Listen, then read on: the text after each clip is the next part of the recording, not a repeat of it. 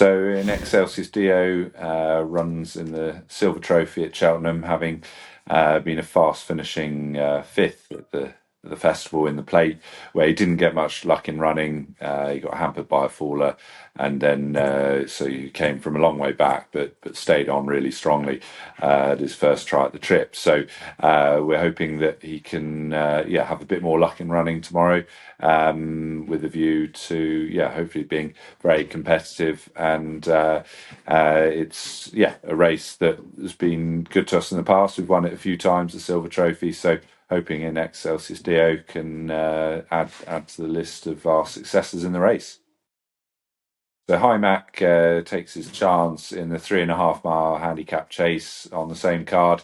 Obviously, it's a big step up in trip for him. We dropped him back to 2.5 the last day on testing ground at Uttoxeter, but we knew that was always going to be a bit on the short side. He'd run over 3 miles the time before at Taunton, and we just felt this was a race worth targeting, and hopefully on just his fourth start over fences, he's still relatively unexposed, and I feel that the trip shouldn't be a problem. And although it's a big field, hoping that he can be very competitive.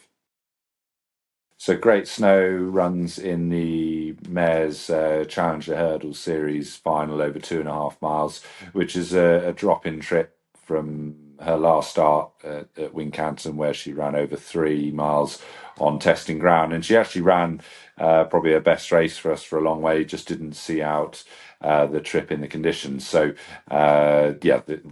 that qualified us. That was a qualifier for this Challenger Series final. So the drop-in trip to 2.5 should suit, and the better ground, the spring ground, is another positive. She did well last spring, so hoping that she can build on that run the last day and put up a good performance for Opland's Thoroughbreds on Thursday. So Lady Adair has her first start since November.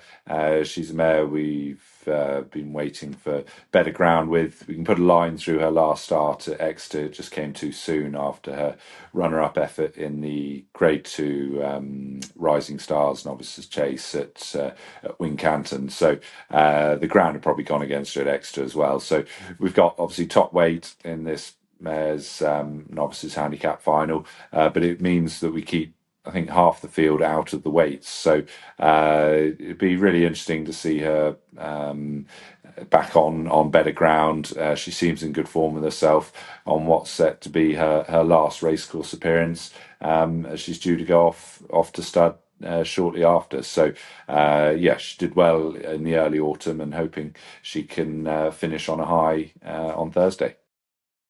So we've got 2 to run in the bumper, which is not ideally. We like to try and keep stable companions apart, but having not taken Anno Power to Aintree last week on the first day, where the ground was definitely testing, we've ended up rerouting her to this bumper at Cheltenham, Mayor's bumper at Cheltenham. She obviously won well last time at Ascot, and that was part of the reason why we didn't run her on the testing ground at Aintree.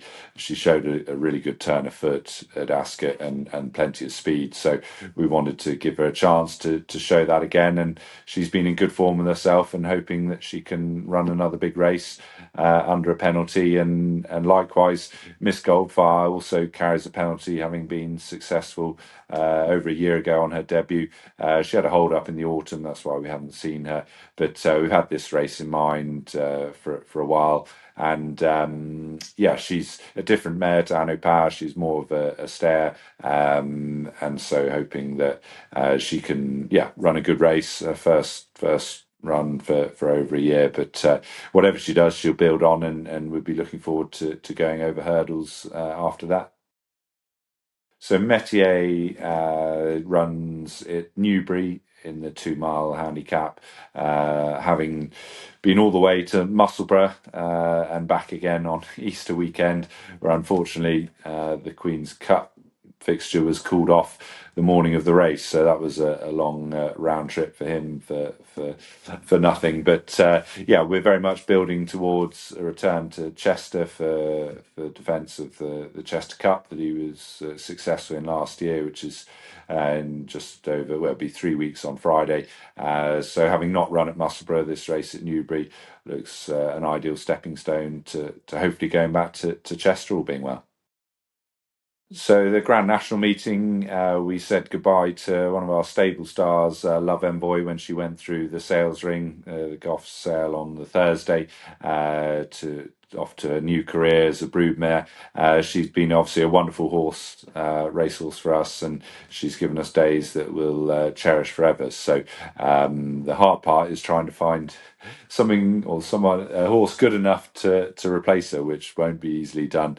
But yeah, she was a fantastic race mare, and hopefully we'll see her progeny on the race course one day. You never know, we might be lucky enough to get to train one. But yeah, she was, as I said, a wonderful race mare, and obviously it was yeah, high profile meeting, the Grand National, and the race itself. I thought was a huge success. Obviously, changes have been made after last year, and yeah, there's no doubt it was a different race, but we've got to move with the times.